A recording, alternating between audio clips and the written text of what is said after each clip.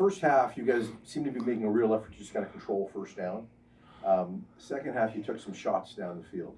Was that something you saw and made that adjustment at halftime? Yeah, I mean, I think when you're playing a defense like that, you have to be able to win first down and, put ourselves in manageable situations. And, I think for the majority of the first half, it was a little bit of a chess match and kind of seeing how they were going to react to some personnel sets, some motion, some movement stuff, and then, getting some things to look at halftime. And, they did a great job executing what we talked about at halftime. How important was it for you guys to finally kind of get some success in the red zone?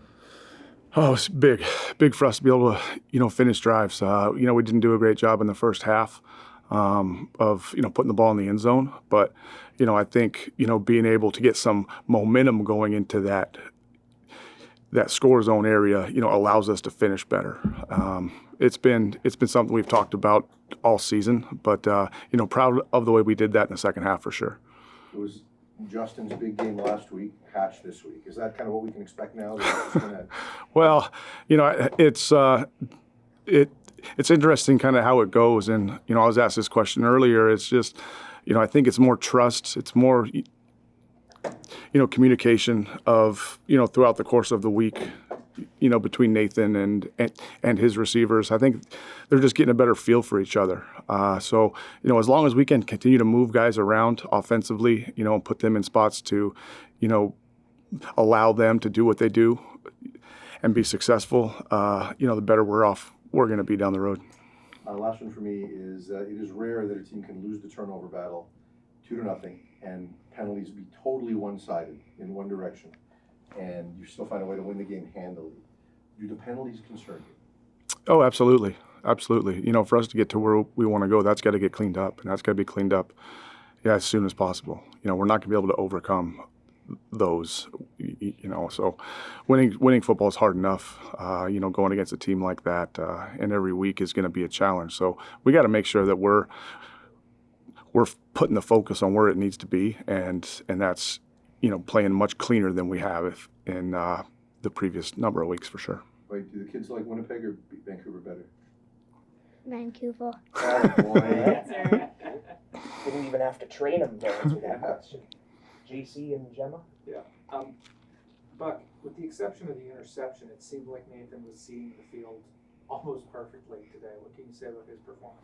Yeah, he was spot on from, protection to, knowing where his checkdowns were too. There was multiple times where he was able to, have a deep opportunity and then get to a second or third option. I think that's what he does really well, is if, he's got the picture, he trusts his guy down the field. If not, he's able to play within the pocket, trust the protection, and get through his reads and find a completion. And if not, he'll, improvise and make a play on his own, extend plays. He does a great job at that.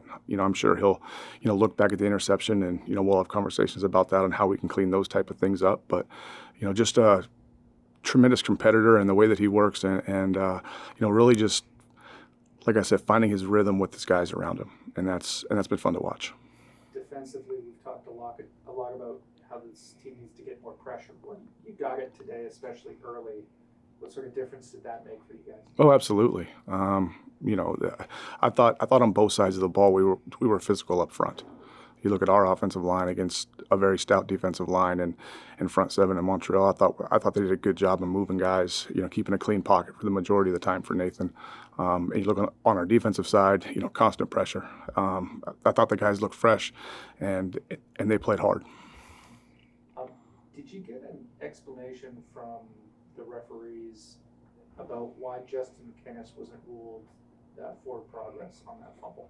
I have not gotten an explanation on that yet, but I will shortly. Gemma? Why did you opt to not challenge that one? I just held on to it, at that point. I understand, I think, the way the game was going, the way our defense was playing, I felt that, it just wasn't, a situation to challenge on that. I've got an important question for the kids. What do you make of the coaching tonight? I think it was really good.